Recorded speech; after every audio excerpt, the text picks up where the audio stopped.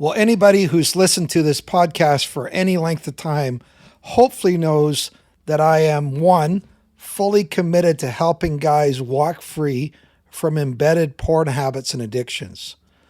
I also hope that you would believe that I am committed to building strong marriages for those of you who are married. In fact, the last two podcasts, Marriage Hacks Part 1 and Marriage Hacks Part 2, I think, and hopefully you see, are evidence of that. Today, I want to walk out on thin ice and talk about a topic that I have been ruminating about for a long time. And it's one that you or your spouse may have a strong reaction to.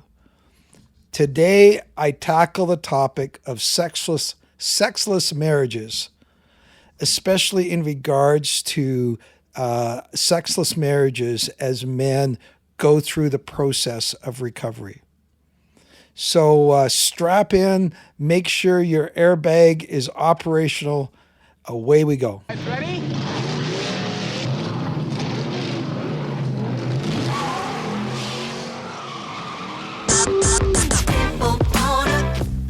When it comes to porn, are you stuck, spinning out, or slipping backwards in your life?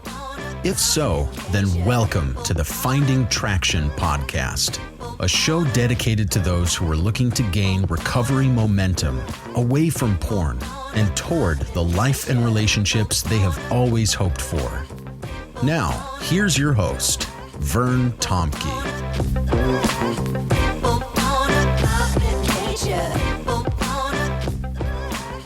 Well, let me say that the summer is pretty much over. We are in our first week of school up here in Canada, probably the same for some of you in different states. The forest fires are hopefully going to go away at some point. The heat is hopefully going to go away. I think we're through the worst of the hot spells, but we are looking at the fall, and it's usually a great time to start something new. And if you've been thinking about recovery, you've been thinking about getting in a group, you've been thinking about retooling your recovery, I strongly encourage you, first of all, to join our Circle Learning platform. It's a place for you to get a whole bunch of free resources and places for you to just get some hope towards what it can be a daunting task in terms of looking forward. I also want to encourage you to consider joining a Finding Traction group. A Finding Traction group is where we get together with 5 to 7 guys and we journey together through the 52-week video course. And it's a chance for you to really spend some time and deal with the issues behind your porn use. We deal with a lot of practical things, but we also deal with relational things and healing areas as well. I don't think it's the material that's magic, but it's the connection. Guys meet, on WhatsApp throughout the week. And so many guys, I hear it all the time. This has been a life changer for them in terms of their recovery. So, having said that, if you want to reach out to me or you want to respond to this podcast, my email is bandofbrothers.care@gmail.com. All right, let's talk about sexless marriages. First of all, let me say this. I had help from my wife in writing this podcast. She just finished reading it, and I got 2 thumbs up from her. Some of the suggestion comments are hers. So let me just say I didn't do this in isolation from her, in case you're wondering. So let's set the stage. A man dates and marries a girl. Maybe he followed my dating advice from 3 episodes ago and was honest about his struggles. But let's say he didn't, which would be his first big mistake. Even though he probably convinced himself that his old pornographic patterns would fade away with marriage, that would be his second big mistake. Now he's married, and at some point, porn reemerges in his life, and his wife finds out. Maybe she discovers it by accident. Maybe he's so torn up, such cognitive dissonance, that he finally confesses it to her on his own. But for whatever reason, the result for many women, not all, but many women, is that their world comes apart. Who is this man I married? I married him under false pretenses. It feels, or maybe I know I now know he's been lying to me this whole time. Everything I based our relationship on feels shaky. Perhaps I feel betrayed. I certainly feel traumatized. And so the word betrayal trauma is often used in this, and it's often entirely appropriate, the experience of a wife who gets blindsided in the intersection of marriage and is on the receiving end of a disclosure. So what often happens in the immediate days and things that follow? A man may lose the keys to his house. He often loses the keys to the bedroom. And this is often where many men start the road to recovery. I work with a lot of young guys, and oftentimes I say, when you were single, you never had this feedback loop. But now that you're in a relationship, or now that you're married, for the very first time, you are in a feedback loop, and it does not feel good. And many men get started on this recovery journey because the pain of them not changing has finally exceeded the pleasures they got from their hidden behaviors. Now, hopefully, in this process, the woman finds some support for her emotions. And I mean going beyond just talking to your mother or your girlfriend. There's some great resources out there. I've included at least, one kind of umbrella organization in the show notes. And it would be a big mistake for a woman to try to navigate these feelings on her own. That would be her mistake. The woman also needs wisdom on how to handle her husband's attempts at change.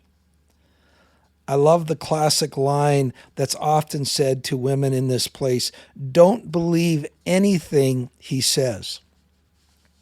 Only believe what he does. But maybe what he's doing is just an attempt to fool me. How can I trust him going forward? And at this point, women are entirely justified in not giving their husbands the benefit of the doubt or giving trust back prematurely. Right? He may make all sorts of claims. He might say, I'll never do it again. He might say, I'm going to try really hard, or he might say anything. But trust cannot be prematurely replaced or returned. Trust has been broken, and it can only be rebuilt over a long period of time by slow and steady steps on his part.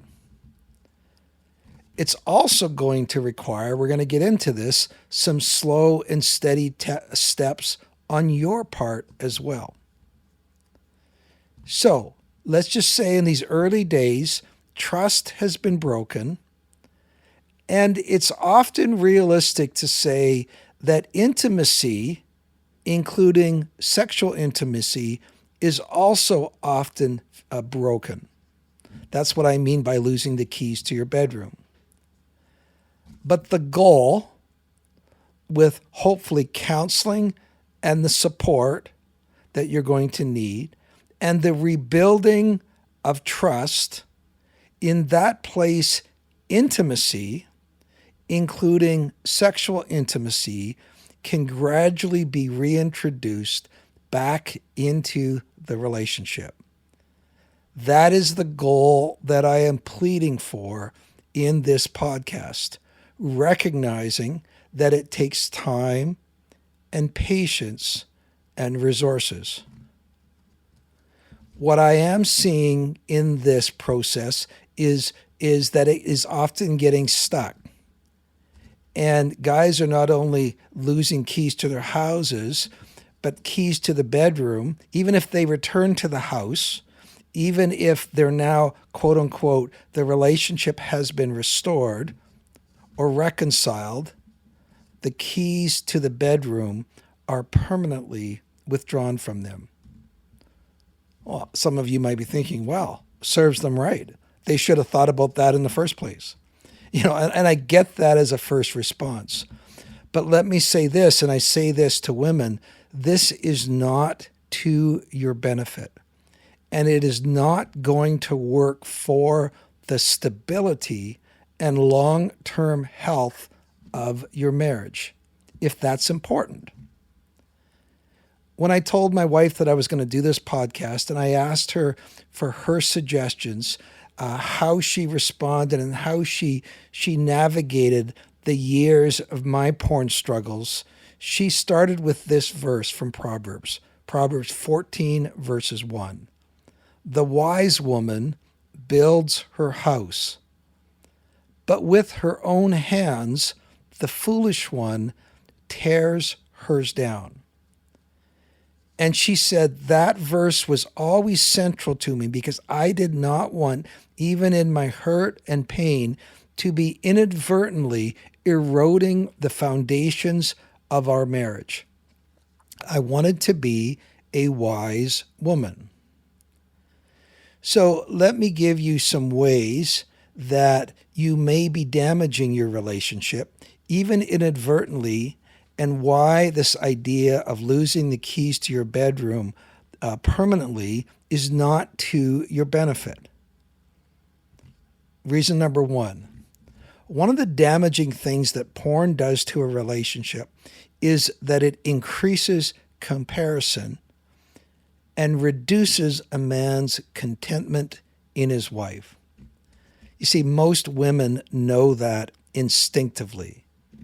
That is why they rightly insist that porn has no place in their relationship or in their husband's life. They rightly see it as a threat. But let me also say this while we're dealing with the topic of contentment. If you ask a woman to evaluate their marriage relationship, they often look at a number of factors. Is my guy a good friend? Is he a good father? Is he a hard worker? Does he provide for us? Or is he sensitive to my needs? Or there's a multiplicity of factors that they may use to determine how contented and satisfied they are in their marriage. That is not the way men evaluate their marriage. When men evaluate their marriage and you ask them how they feel about their marriage, there is one lens that colors everything. Now, other factors may come later, but there is an opening lens that goes on their camera first. And that is how they feel about their sex life. You see, I know, gals, if you're listening to this, that sounds so one-dimensional. I'm telling you the truth. I'm explaining something to you that I have seen over and over and over again in talking to men, in counseling marriages.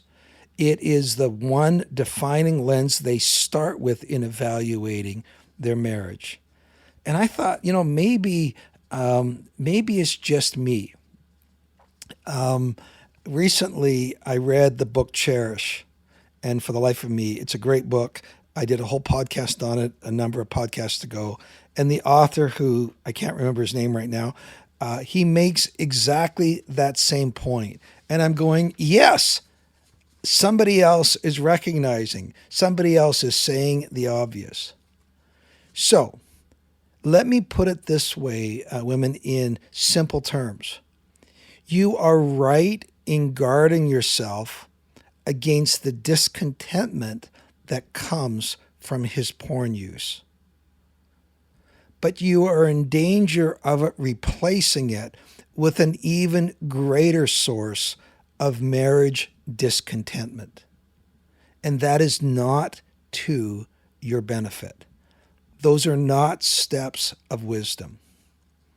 That's the first one. Number two, you see, porn is all about disconnection. That's why the classic line, they say the opposite of addiction is not sobriety, but connection. So let me ask this of you.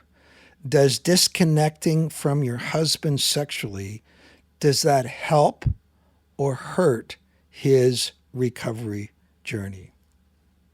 Are you truly open to helping him? My wife recently told me this.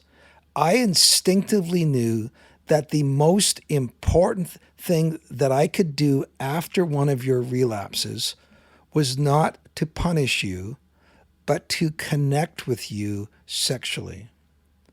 I didn't want you connecting in your soul and spirit with anybody other than me.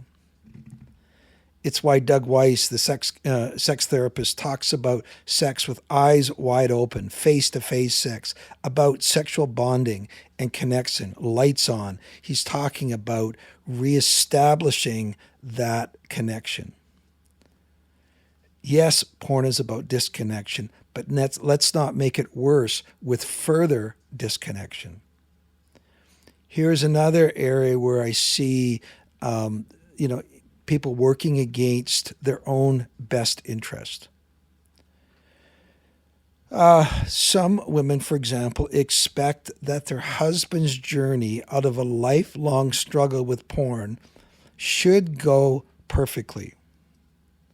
They're never going to look at porn again. Let me just say this. Guys have probably had this struggle, and this started when they were 11 and 12 or 13 years of age. It started in curiosity, and then it got embedded out of some version of hurt or pain, and then it got reinforced in a habitual way, and it became their go-to. I've worked with hundreds of guys. I've yet to work with one guy who stopped porn overnight and never had a struggle or never had a slip or never had a relapse again. I've seen many guys walk into freedom, but I've never seen anybody yet do it perfectly. Once again, going back to the book Cherish, the author, it's hardcore in going after men. Oh my goodness. I was so convicted in reading that book, but he also makes some really strong statements to wives. And one of the statements he makes is insisting that your husband has a perfect track record with habits and addictions is misguided. I would add that insisting that he never struggles or relapses, insisting that he has a perfect track record before sex is back on the table is also misguided. It's just a different version of conditional love and commitment. Sure, you're still married. You haven't left him. You're not divorced. But if you refuse to allow the sexual component of your marriage back in, it's not a biblical marriage. Oh my goodness, Vern, you're going there? Yeah, I'm going there. I will bring up the verse that many of you have had come to mind. And this is for those of you who value Scripture. You say it is your guide for faith and practice. If that's not your worldview, then just ignore this section. But Scripture is very clear. It talks about in Corinthians, husbands and wives should be fair with each other about having sex. A wife belongs to her husband instead of to herself, and a husband belongs to his wife instead of to himself. So don't refuse sex to each other unless you agree not to have sex for a little while in order to spend time in prayer. Then Satan won't be able to tempt you because of your lack of self-control. Yeah, I went there. The idea of threats and temptations is something that we often talked about in our marriage. my wife is security conscious. I grew up on a farm. We never locked our door. And my wife would say, we grew up in Montreal and people stole the clothes right off our clothesline. It's kind of a joke we have between us, right? Because she says, you got to take precautions. You got to recognize there's threats out there that, so as we grew up and we were both leaders, my wife insisted on just common sense things. For example, I never drove the babysitter home. The reason is because she says, I never want any babysitter to ever accuse you of something because you never drove them home. I never want you having coffee with a woman alone. It was just these ways to say, I want to protect ourselves from common threats and common temptations. Now, my wife knew that having sex didn't necessarily take away my porn struggle. But she did know that not having a version of regular sex made it harder. Now, that might not make sense to you, but it does to me and it does to many guys. My wife also knew that if she withdrew herself from me, it wasn't a wise thing to do. I mean, she could also see how relapses I had just gutted me. It wasn't that I was just sloughing them off or making light of them. One of the unsettling conclusions I have come to is that this reaction of removing sex from the equation and this incredibly nuclear reaction to a husband's porn use is more common in people from Christian backgrounds. Now, I can understand why, people who are raised in a religious background, especially within a strong Judeo-Christian moral framework, for example, why it just seems so offside. I get that. It's not a permissive culture. There's rights, there's wrong, there's do's, there's don'ts. I get that. But at the same time, for those who call themselves Christians or Jesus followers, isn't it Christians who claim that we have the power to forgive and see healing and reconciliation and restoration happen through the cross? Unless our hurts and anger trumps all of that, I don't think it does. All right. Let me give a few final caveats and nuances before you send that angry email, or it might partly, I didn't say this or I did say this. First thing, I am not saying if a guy is just playing at recovery, you should continue playing with him, if you know what I mean. Remember, only believe what he does. If some guy is trying to do the light version, I'm not in a group, I won't, just his platitudes or his insisting he's not going to do it again, don't believe it. What I'm not saying is that your husband should be allowed to use the bedroom to live out his pornographic fantasies. I'm not saying that. And you might have realized, there's things in our bedroom that I wasn't comfortable with. And this changes, this stops. You may need to completely recalibrate your sexual life together. I'm also not saying that your husband's porn struggle is because of your lack of sex or that the solution is just more and more sex. Porn is all about chasing a drug. It doesn't have much to do with you. That is why your marriage or your sex in marriage never solved his struggle. What I'm not saying is that your trust is, double negatives here, your trust is broken. And I can understand where that means because our trust is broken, I am for a period of time taking intimacy or sexual intimacy off the table. I've heard a lot of sex therapists take sex off the table for 6 months and use that time to recalibrate their whole pornographic mindset, or their whole pornographic lifestyle, or the way they view women, or their life together. Now, some of the guys are going, "Why did I let my wife listen to this?" Right? But it can be necessary in terms of that. I'm also saying I understand, and it's completely understandable that you feel loss or anger or even betrayal for his actions. And any further relapses on his part are no big deal. They are a big deal. And I also am believing this, is that you are going to need time and support for your healing.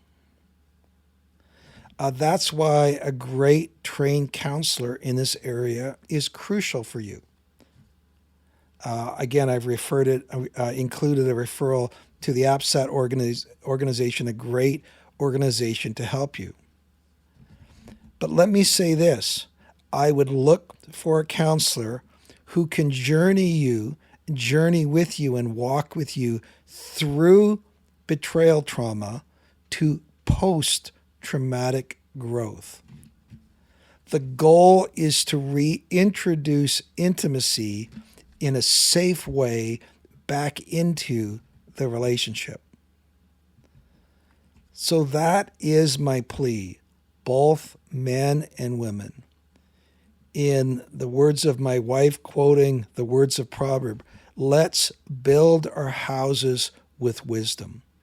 Let's build strong and stable houses so the big bad wolf can't blow them down. If you have any responses, you can reach out to me, bandofbrothers.care@gmail.com. We'll see you next time.